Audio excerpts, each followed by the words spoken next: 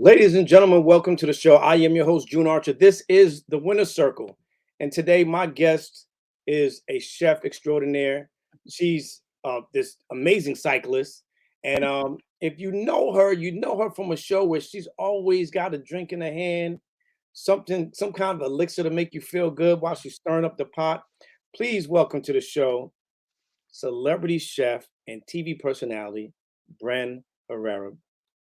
Bren, how are you? Hey, hey, June. So excited to be here with you. Thanks so much for having me.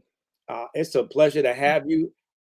I'm excited about this interview. We've been trying to get this to happen for a We have. while, and I've been watching you. I try to emulate what you do in the kitchen sometimes.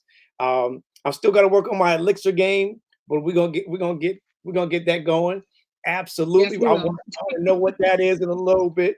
But I'll tell you all about it. Yeah. those who know you and who don't know you, you have an amazing show on my Cleo TV and TV1 called Culture Kitchen with Bren Herrera. Yeah. And I I have do. I do. you are making some phenomenal things. And it said that you spread love through your food. How did you come to fall in love with cooking, Bren? Well, one, thanks for shouting out Culture Kitchen, dot with Bren. I really appreciate that.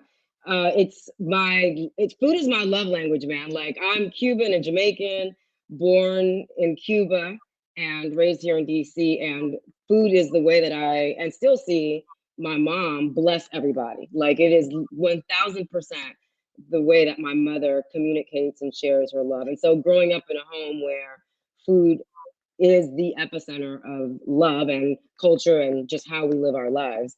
It was just kind of intrinsic and natural for me to kind of fall into that space as well. So now as an adult, like it just look, let me be honest, like food was not the plan. This was not my plan. As Drake says, God's plan, 100%. It was not my plan at all to be a chef and be cooking and have a TV show doing food, but it is, I've come to embrace and accept and honor the fact that my love language, one of my dominant love languages, is through food and letting people know that I love them and that people are seen and that cultures matter and that we matter through food. So, yeah, that's what it is, basically. And you've been getting some recognition over the years. But one of the things that stood out to me that I really love is you are coined the Afro-Latina game changer, aka, and I put the AKA in there, but Miss Win Anyway. I want to talk about what inspires you day to day to keep doing what you're doing because you have this win anyway mentality. But also, I want to talk about the piece where you've been coined the Afro-Latina game changer. Yeah, I appreciate that. That's such a humbling uh, moniker, if you will. But when I first started so let me take it way back. I have a background in law, and even then, I was always the only Black woman who spoke another language. And if I had to go back to my childhood, my sister and I, my siblings and I, were always the only Black kids who spoke Spanish, or the only Latino kids who identify as Black.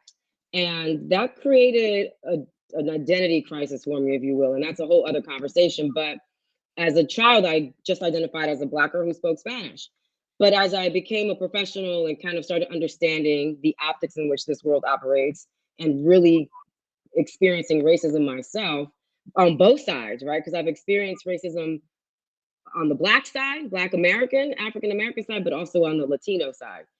And I've always not struggled, but just kind of been very conscious about how I navigate that space of being a person for the culture. And when I say culture, I'm very specific about Black people and Latino people because there's a beautiful intersectionality of those two cultures that both of us miss because of racism.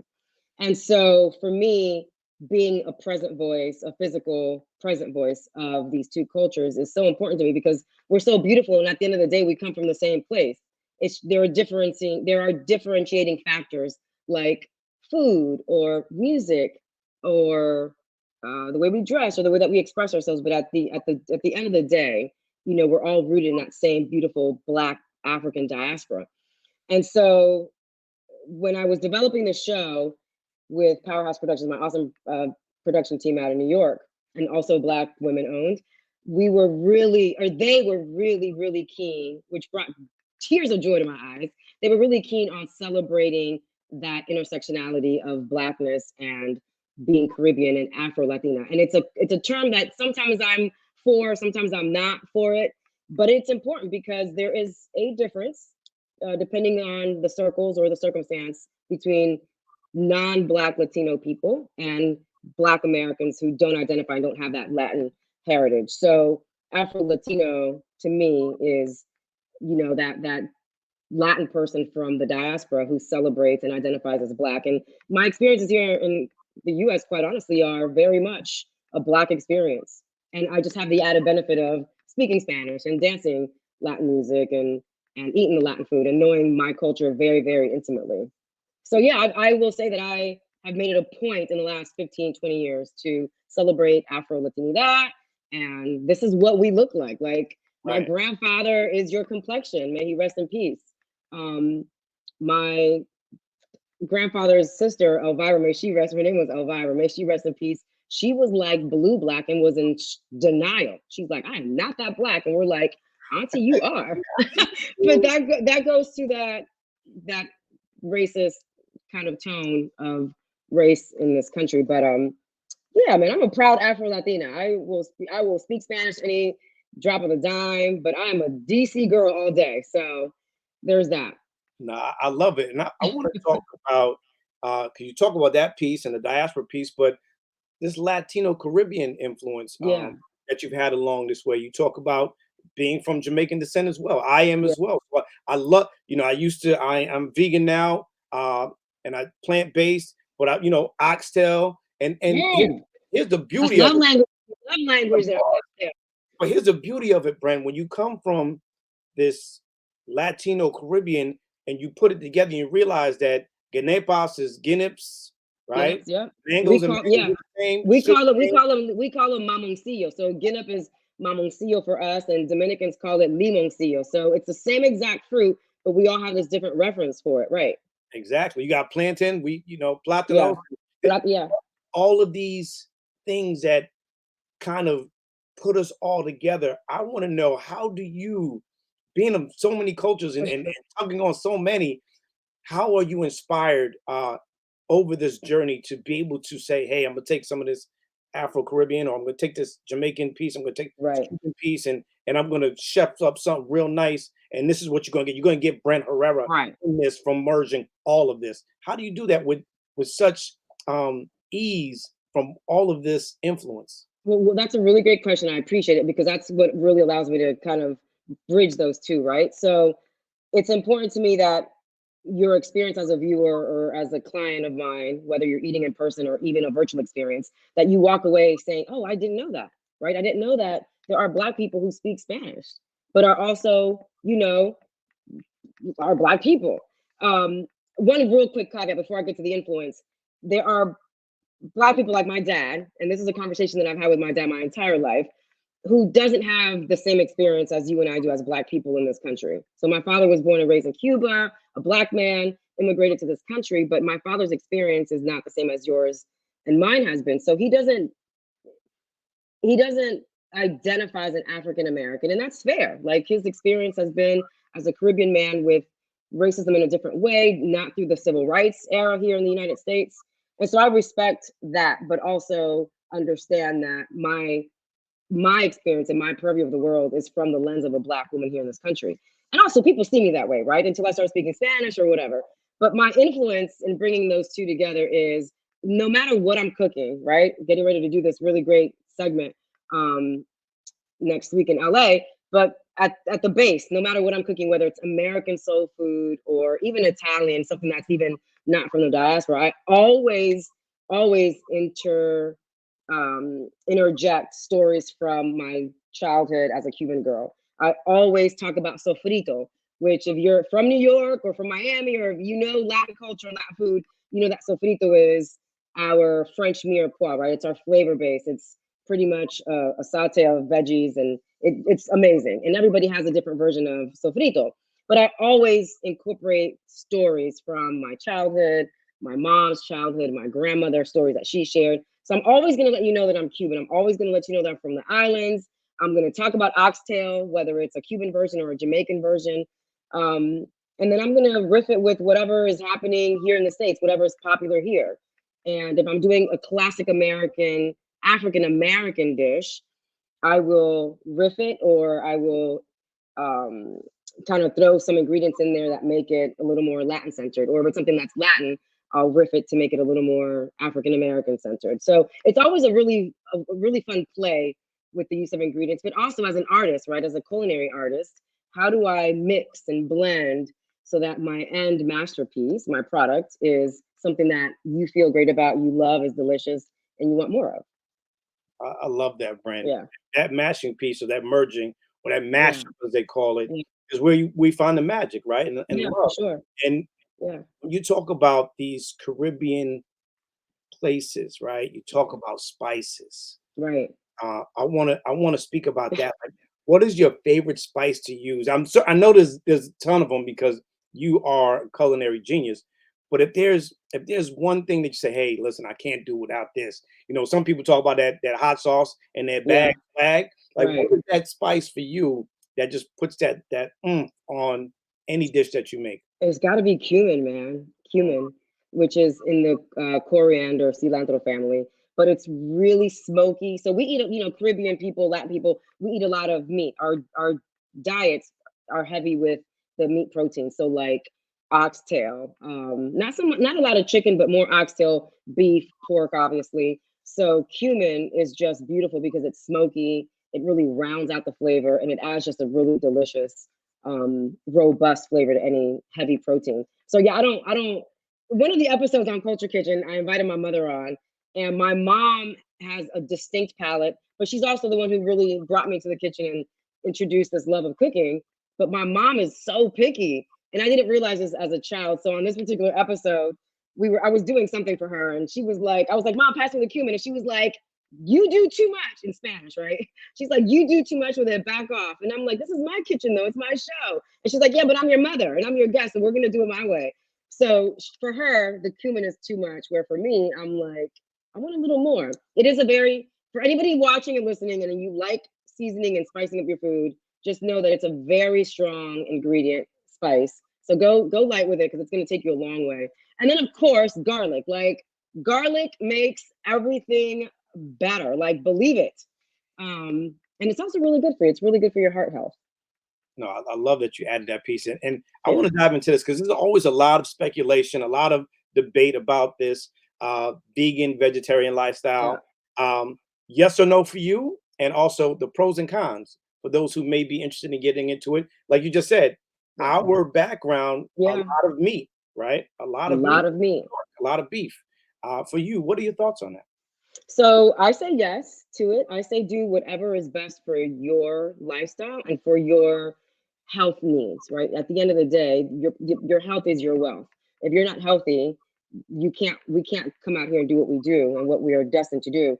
I went vegan plant-based for about a year and a half, a couple of years ago. And for me, the decision to go in that direction was because I was having gut issues, to be totally honest and transparent. And I was like, what is happening?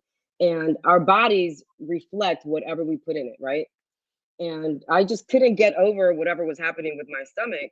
And I was like, I did some research and I talked to some girlfriends, and they were like, B, try plant-based vegan to see if it works for you. You're going to be able to eliminate and detoxify your body. And June, I'll tell you, I loved it.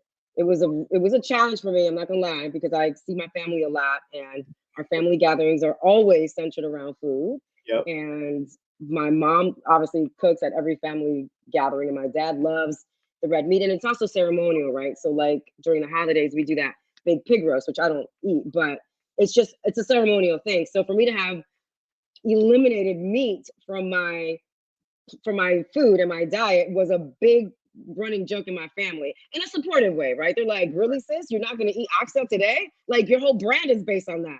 And I'm like, yeah, because I need to be healthy and I want to be healthy. And I tell you, I felt so good, June, for those, I would say 18 months. My niece would call me and I'd be like, no, auntie, it was not even 12.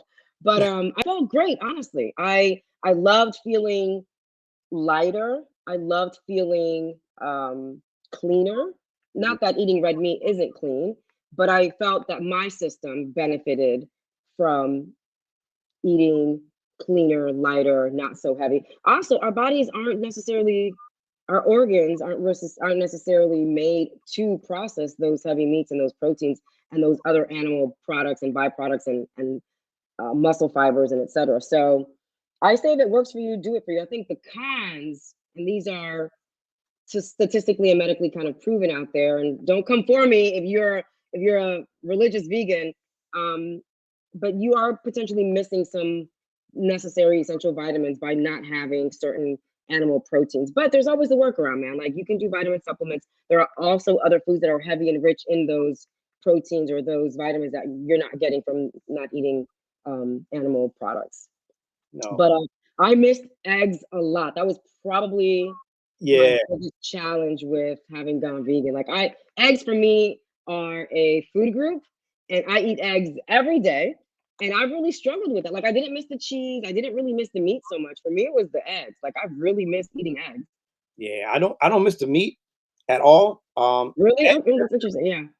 eggs definitely. Cheese, Yeah. Yeah. if you get a nice cheese that is vegan, you got it. And some days I do slip and backslide because cheese, Yeah. milk I can't drink. Um, Yeah. but it is a lifestyle, and what you do put in your body Yeah. does come out. You're an avid bike rider, so for you, Oh yeah, for how sure. how did that benefit you riding? Well, I lost a little bit of weight. And for cycling, when on the level of cycling that I was doing, I was racing, and I'm not doing that anymore. But you want to be as light as possible because you want to be, if you're climbing a hill at what, say 10, 12%, you don't want to have to carry your weight up in addition to the bike weight. So you'll see that cyclists, professional cyclists, are really, really thin, lean mass people or athletes. So I benefited from it in that way.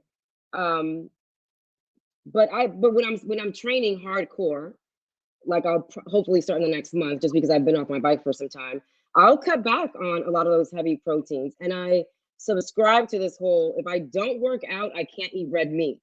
So it's kind of now not one, I never ate meat daily, but now for sure I reserve portions to kind of a reward. So if I work out really hard and I spin at least 30 miles outside, then I'll treat myself to some red meat. But generally, I don't really go in hardcore like that. But I do, I'm a Latina. Like I love oxtail. Like oxtail is the holy grail in our That home. vegan though, we could the flavor profiles, if we could do that, you know, Well, uh, no. So here, with eating oxtail is not just about the flavor profile; it's the experience. Like a yeah, true Jamaican and a true Latino is gonna eat the oxtail with your hands. Like we're not gonna like be mincing it and parsing it with a fork and knife. yeah, you right. You have to be able to get nitty and gritty with it with your hands. You can't be shy. No, you can't be shy when it comes to You oxtail. can't be shy when it comes to oxtail. No, Not especially at all. trying to suck the juice You out of it. gotta you gotta suck the marrow and Yeah, that fatty gelatinous, from the bone. Like you have to girl handle it whole or man experience. handle it. The Yeah, whole it's an experience. experience. Yeah. So for you, when we talk about black and brown people who have a different dietary and genetic makeup Right. than non people of color, for you, what would you say is a great balanced diet for black and brown people? Because we're talking about uh, being overweight or high blood pressure, Right. gout, all these things that affect people of color more, and it's very prominent in our communities and cultures. What Right. would be the best balanced diet from in your opinion and perspective? Sure. That's a really great question. And again, back to the show, one of the episodes I did a plant-based episode. And in that, my purpose for doing that was to educate our people, right? Because my show is for our people. Well, it's for everybody, but it celebrates our culture. And let's be real, we have in our culture, whether you're Latino or Black, we have hypertension issues, we have diabetes issues, we have gout issues. There are just a host of issues that are inherent to our culture for different reasons, right? Not just genetic, also socioeconomic reasons. And that's a whole other conversation. A whole other And conversation. so, yeah, but being aware, right? Like knowledge is key. Like you have to have the information, the knowledge to even be able to do something about it. So if you don't know, the first step is to understand that there's inherent bias for these medical conditions. But once you know that, okay, so what are you going to do about it? What can you do about it? So start with eliminating those things that are going to cause all those kinds of issues. If it's salt, if it's sugar for people who are diabetic, obviously alcohol, even though I've got a little bit of a margarita here. But I have a very balanced diet. I drink a lot of water. Water is life. Like people really need to understand how we can go a day or two or three without food, but we can't go without water. Like we have to drink water. Water flushes out our systems and gets rid of all those toxins. So it's essential that we drink a lot of water daily and consistently. Um, and again, just knowing. So a balanced diet would be you have to have your vegetables, and I would say complex carbs, not just simple carbs. So we have to have green and orange and color in our diet. So carrots and asparagus and broccoli. But also you have to know these foods like broccoli causes bloating in a lot of people. So if you have gastro issues, you want to stay away from broccoli, but maybe have way more spinach. So just kind of knowing these foods, knowing your family history is really, really important. Like, does your family have a history of hypertension and diabetes, cholesterol issues, all those things? My mother has hypertension, and so she is very, very clear with the family about having reduced sodium in her food now. And so it's a little bit of a struggle with my dad because my dad wants his food very full and flavorful, like everybody does. But in order to support my mother, we've all kind of adjusted our own palate, so no one complains about it now. So even for myself, I've seen that in the last 3 to 4 years, I cook with less salt than before. But I recognize that for my clients, I may have to bump that up. But I'm aware that hypertension is potentially a hereditary thing in my family, and I want to avoid that as I get older. So I cook with with less salt. No, that's dope. So yeah, so there are definite, definite and clear and delicious ways that you can have a balanced diet without feeling like you're missing out or you're not being true to the culture. I think that we get so stuck on what's available to us, right? Like, why do we love um, a particular artist? Because they're constantly being fed to us on the radio, right? And so we're programmed to listen to this artist or listen to that song or that record that's constantly on the radio. Same thing with food, right? What is constantly being advertised to us? Is food that's quick, accessible, affordable. And so we are programmed, and that's a whole other conversation, but we're programmed to consume in that way. So you have to step back from that consumption machine and that advertising machine and say, what do I need for me? Yeah, it's going to cost you a little more, but at the end of the day, that cost that you put out at the top is going to save you so much more headache and heartache and physical and money at the end if you don't do that at the beginning. So I try to educate people on just making smarter, healthier decisions. I'm not saying don't have the drink. I'm not saying don't have the brisket, don't have Right. the oxtail, but everything. It's not a cliche. Literally everything in moderation. Now, what do you say to parents who need to allow their children to have a diverse palate? Like, what's the Right. best way? Because it's more than just chicken fingers and French fries. Sure. Yeah. Yeah.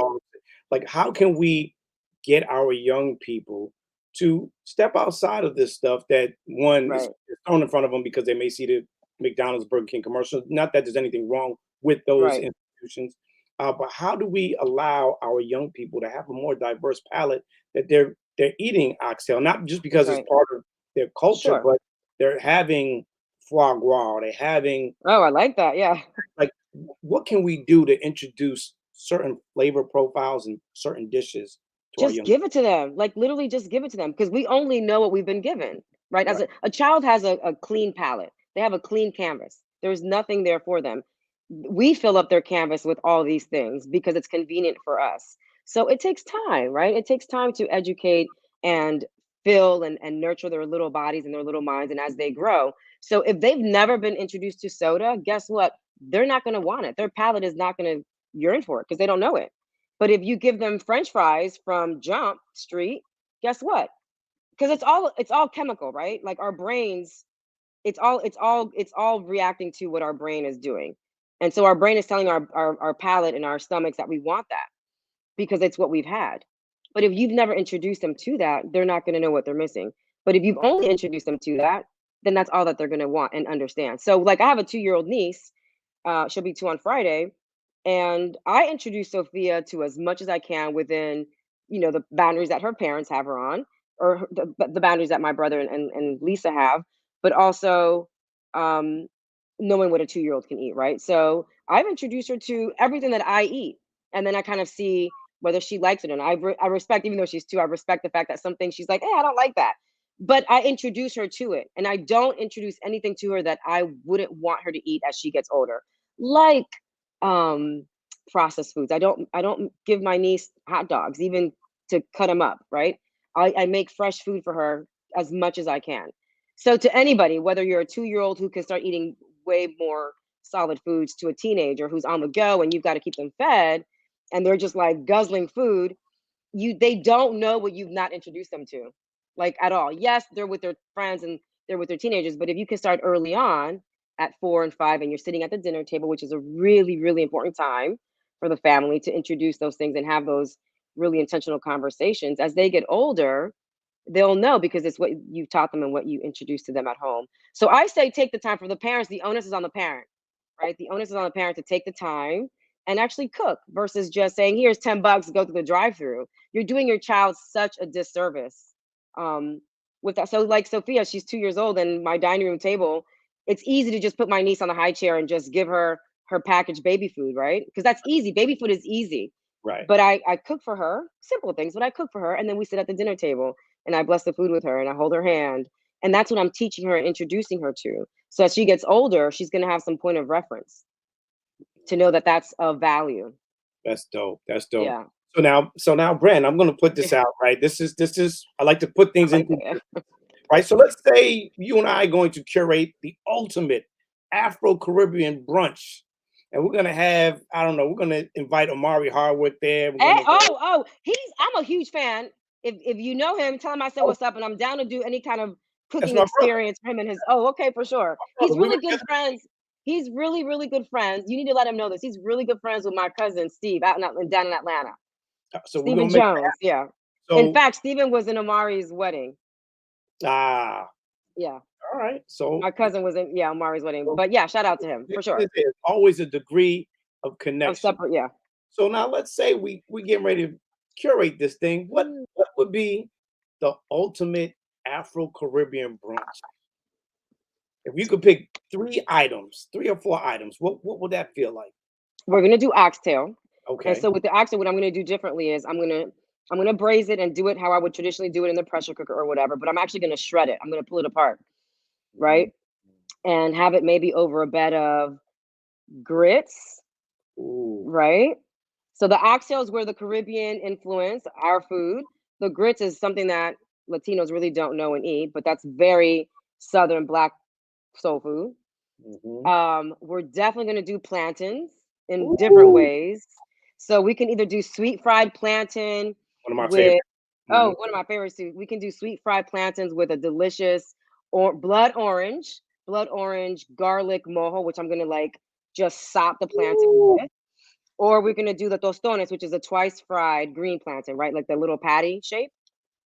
Um, we're gonna do we're gonna do yuca fries.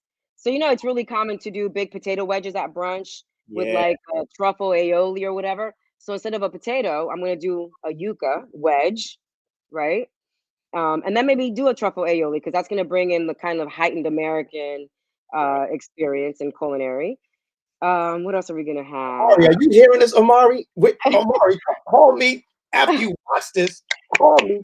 We got to put this on We the gotta put calendar. this together. I'm trying to tell you, I can legitimately do a huge spread. Look, my boy Keenan, who's over at Keenan over at oh my god, he's gonna kill me for not knowing the record label he's at. Where's Keenan at? I know that you know Keenan. Keenan Johnson, Oh yeah. Where's Keenan? Atlanta. Where's Keenan at? Oh, Keenan, don't hate me for this, but I've Keenan. known Keenan for years from in Atlanta. During the pandemic, I was like, "Yo, Keenan, what can we do with your artists and also just your staff, where we can do like a beautiful food culinary experience where I can like really show people what a dynamic multicultural food experience is like." But anyhow, that aside, we got the plantain, we've got the yuca, we've got the pulled braised oxtail over Over uh, grits. jalapeno grits because I Ooh. learned to love that when I lived in Atlanta. Um, and then we might have some. My dad loves, this saltfish and ackee or codfish and ackee. Um, and then maybe some guava, something with guava infused in it. Maybe it's a guava cocktail or a guava jam over one of those plantains. I would Do either way, I would lay it out for sure. We've got the protein, we've got the vegetables, Right. we've got the starch and the carbs. How about the guava? If I could have some input, how about a guava Yeah. rum punch of some sort? Can we Oh, do for that? sure. Yeah. We've got to have the rum. I'm a big whiskey bourbon girl. Like I love whiskey and bourbon. So if I can infuse like a maple bourbon guava Mm, simple syrup into mm. a nice whiskey Manhattan or an old fashioned, like that would be amazing. If you, if And you then if you don't stop, I'm trying to tell you. there's so many things we could do. Like there are so many beautiful things that we could do, but it's also about elevating the culture, right? So the Right. plating would be different and would be beautiful. It's not going to be your traditional setup that you would get at home, during Sunday dinner or in my case, Sabbath lunch. I would elevate the experience so that there are accoutrement, right? Or microgreen garnishes or edible flowers on these beautiful things so that we're elevating the culture and not just being stuck in what we've seen at grandma's house, which is fine, right? Because we're always paying homage to that. But how can we enjoy it in 2022 and beyond where it's a much more elevated experience?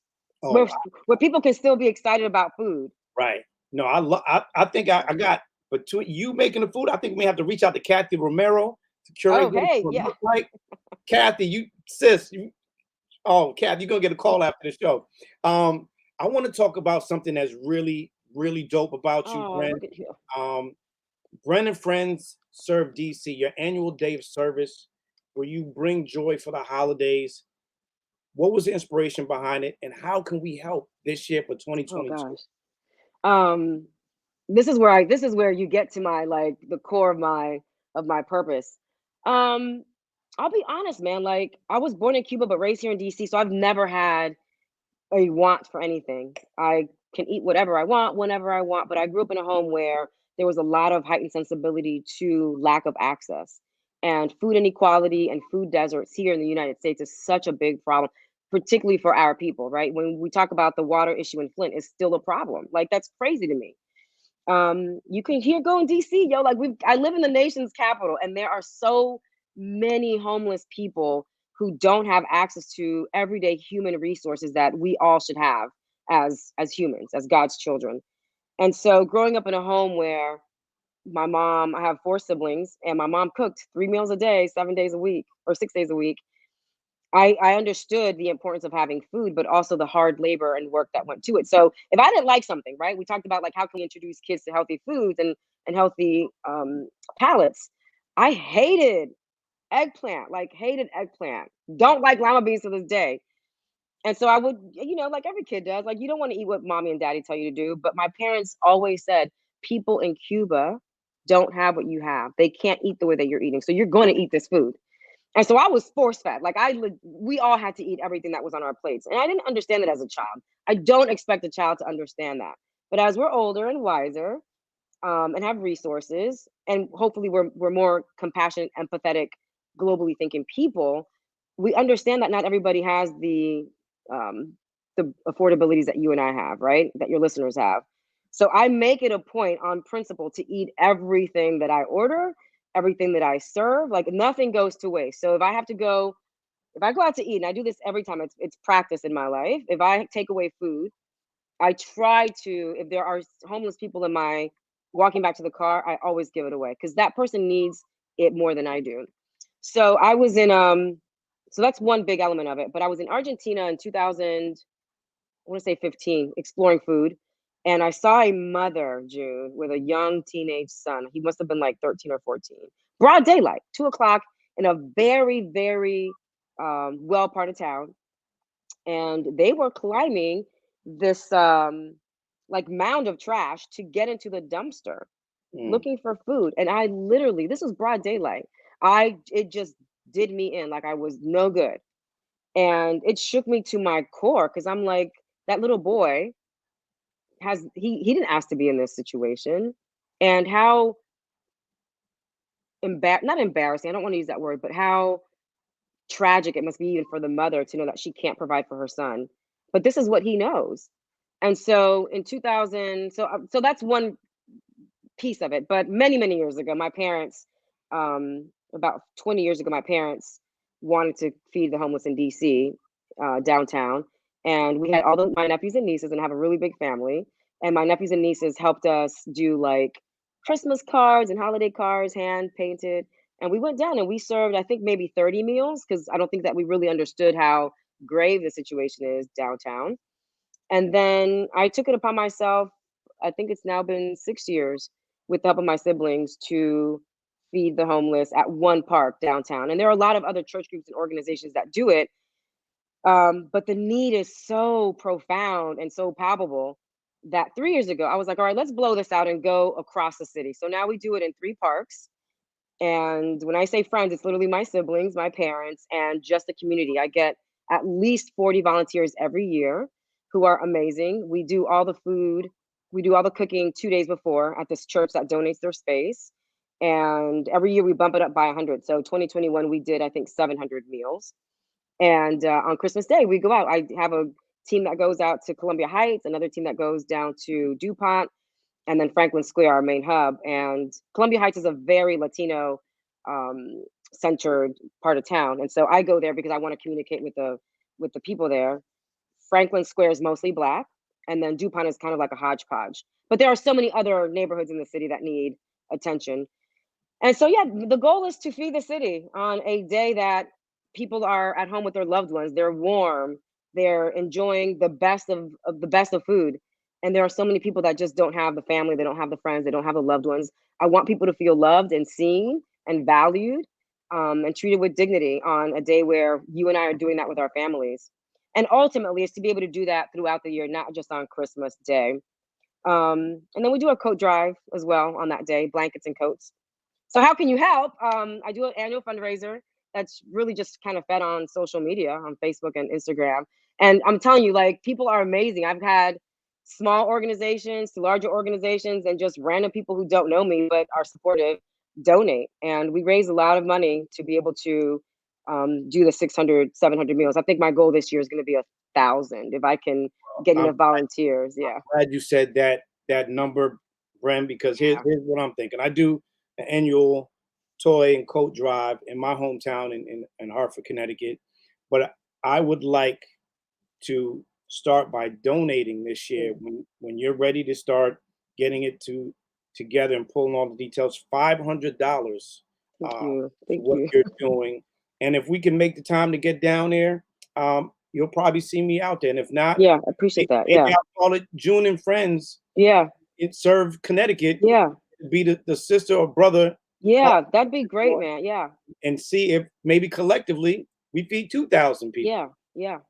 just It's because we it's do it there's in the need. full Yeah, recognition. the need is so the like community is not just me. It's not just June. It's every individual person that makes a community, and a community can't thrive if people aren't healthy, right? So when and again, I can talk about all the social dilemmas in our culture, but when we talk about gun violence or violence on the street and violence among Black teens and youth, so much of that has to do with access and resources and just feeling like you're a part of the community. And when you're not paid attention to and when you're just kind of disregarded, you get into these other things. Um, so we don't have a healthy community. If we don't have healthy people, we don't have a healthy community. And so feeding people is a very crucial and integral part of making sure that we have a healthy community. Because here's the thing, when you do it in Connecticut, and I hope that you will, and I do it in DC, and I want to roll it out in Atlanta, other people see that and hopefully they'll be inspired to say, hey, what can I do? Not just during Christmas or during the holidays, but what can I do in my day-to-day life to serve my community? So it's services is I did an interview with this motivational speaker a couple months ago, and he ended the interview with, uh, "What do you think God put you on this earth to do?" And no one's ever asked me that, and I'm like, I entertain, and my answer has always been in my head. I entertain and I cook because it's my love language. But when he posed that question that way, it was clear as day to me, and my answer just kind of rolled off my tongue. It's literally to serve, like it's to serve. Like there's is to serve. Yeah, And I'll say this, Brent, yeah, what you just talked about, Atlanta. I just got back from Atlanta yeah. speaking at a retreat, And when we were done at that retreat, there were some leftovers. And we Mm. literally left there before going to the airport and pulled up. Maybe 4 or 5 people on the side of the highway that had made a comfortable situation, if you want to call it Yeah. Yeah. comfortable, Yeah. on the side of Their living situation. their living situation, and brought them this platter. And the look on their face, one guy came out of nowhere and just said, "Let me see that $1 million smile." Right?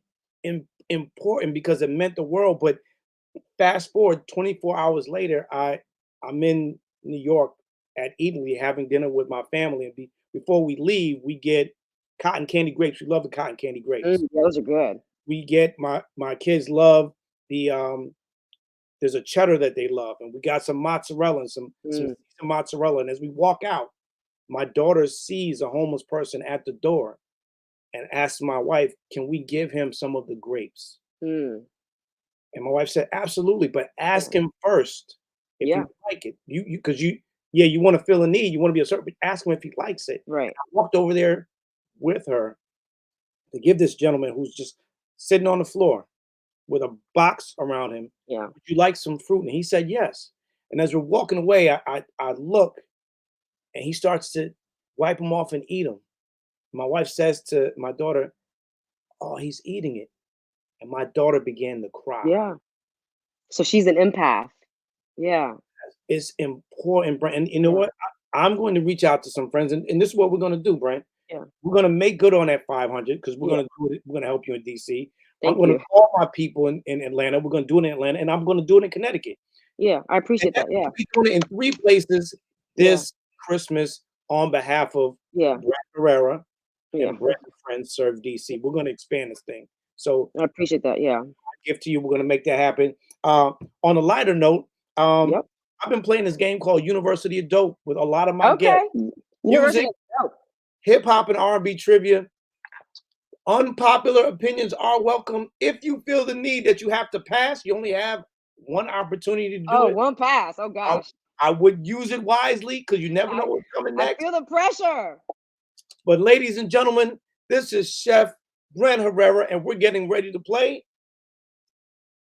University of Dope. Okay. Here, Bren, should I put my glasses on? Let me see. Okay. first one University for of Dope. first one for you. Bren, who do you trust to make the potato salad? Is it A, Rick Ross, B, Action Johnson, C, Fat Joe, or D, Raekwon the chef? I'm gonna go with Rick Ross. All right. All right, Bren.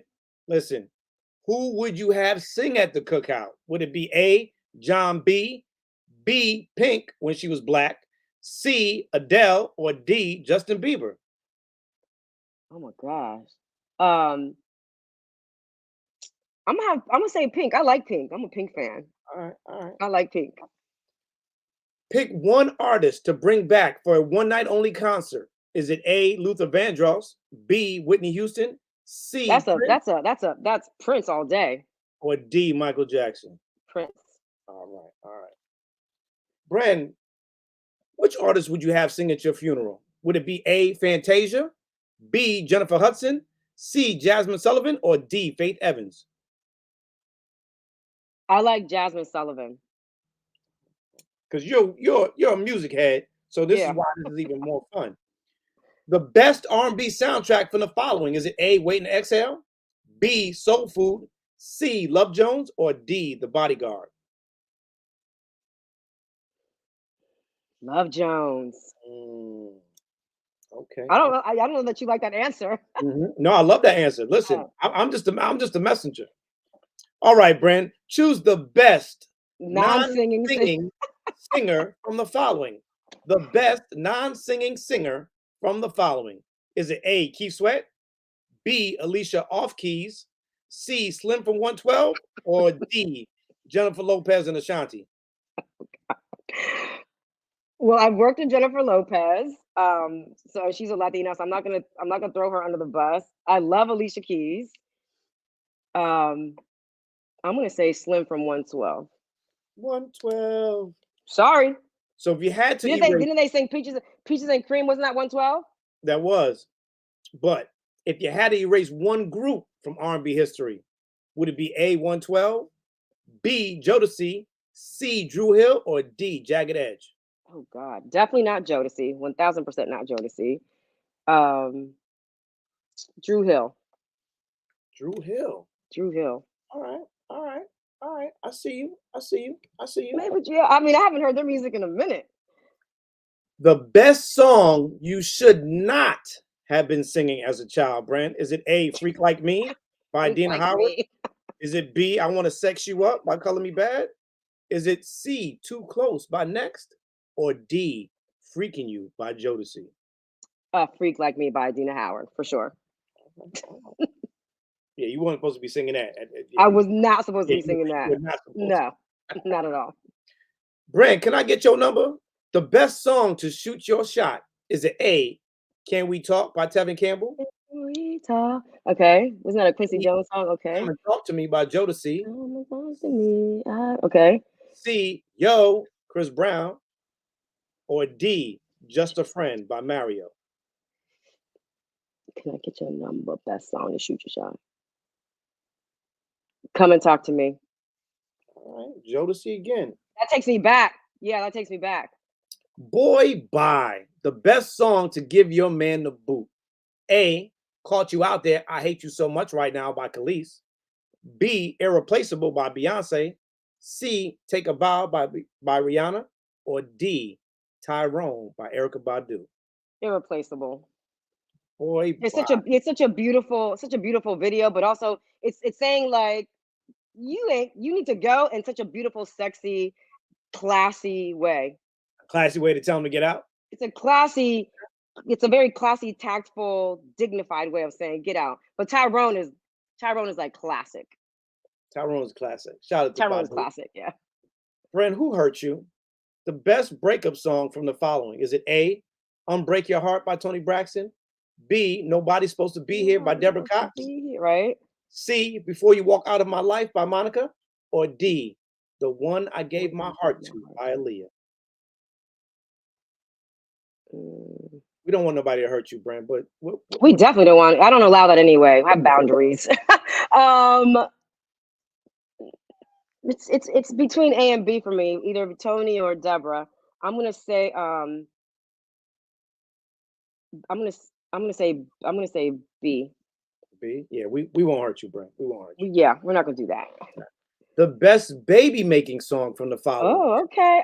This is grown. Let me take a sip on this. Is it A, So Anxious by Genuine?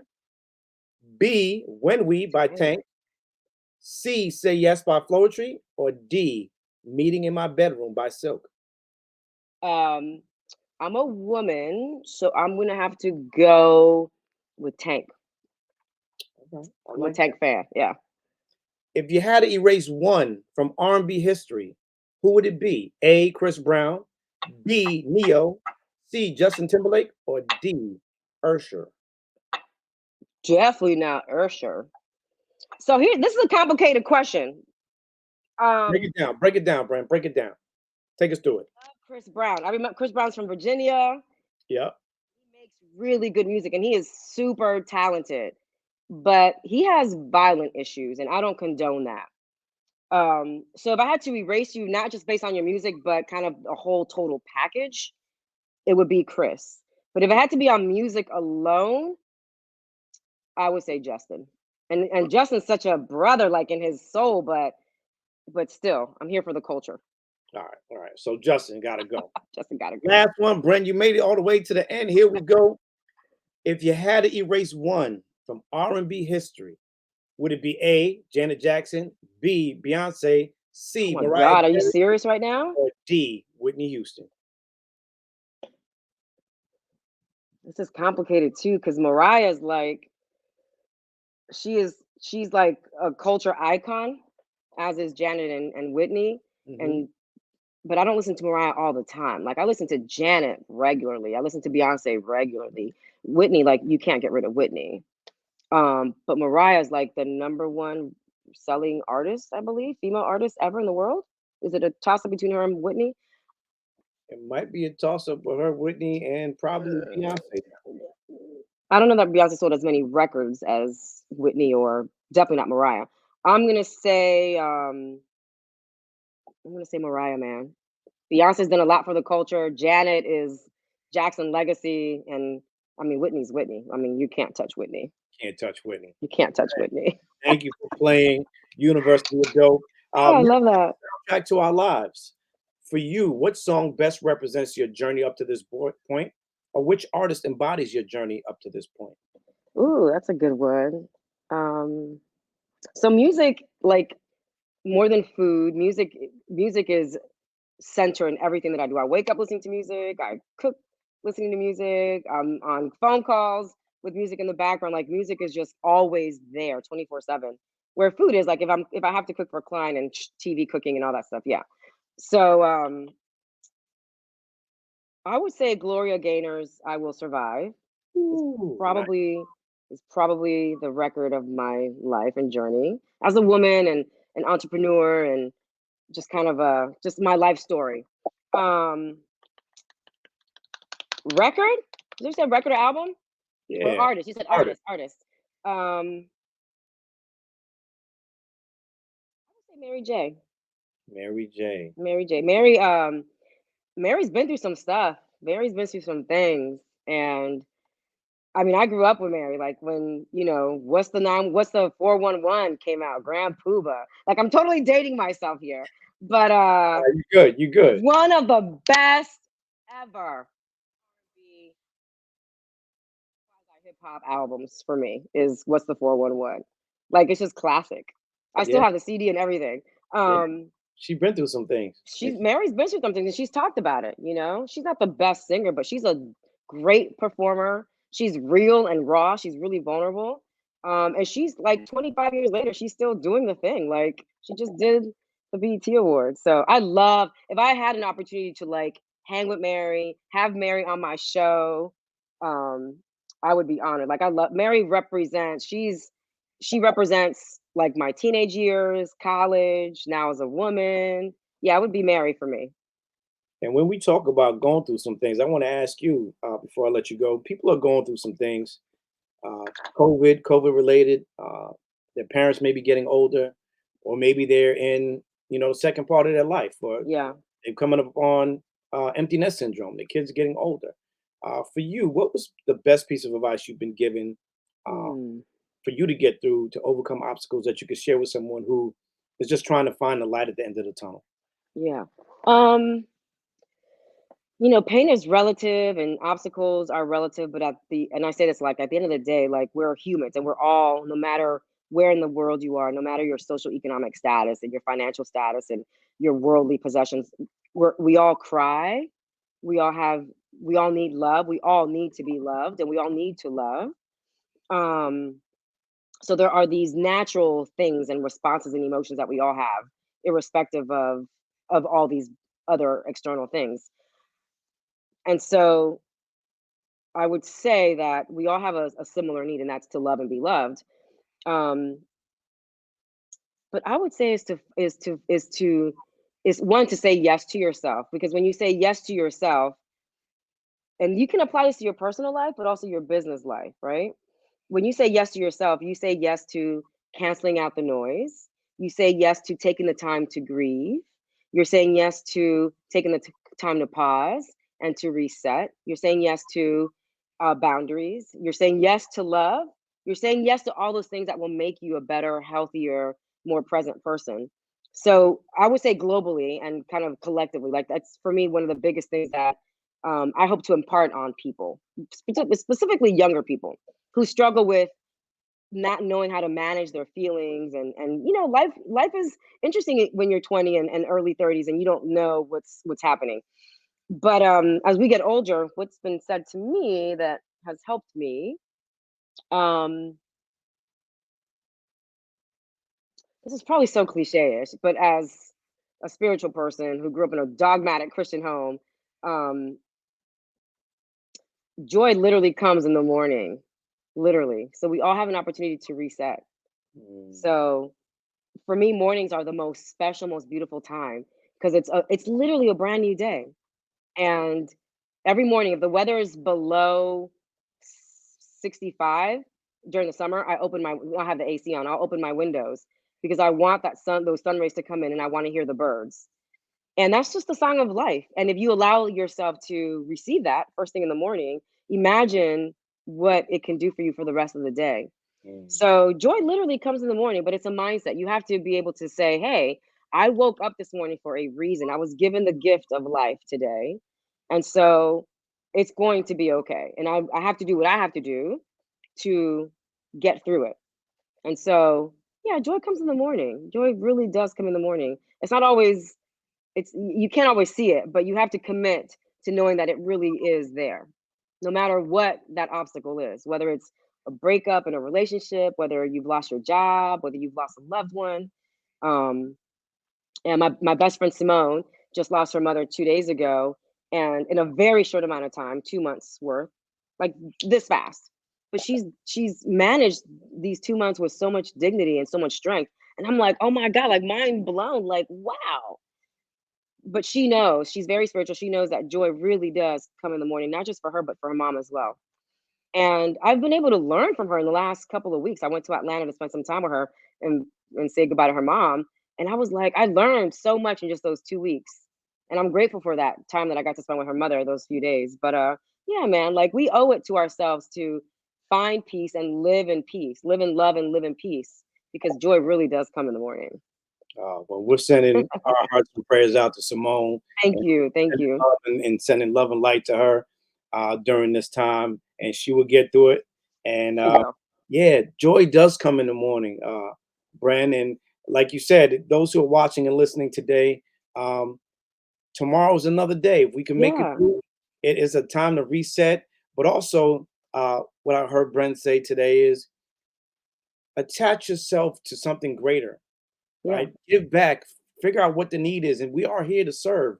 We are to be of service. So Yeah. we hope that you'll join us this holiday season at the end of the year. We're going to feed 1,000, whether it's collectively or 1,000 in each location, DC, Atlanta, and Connecticut. We're going to make it happen, and we hope that we've inspired other people to join our Brennan friends.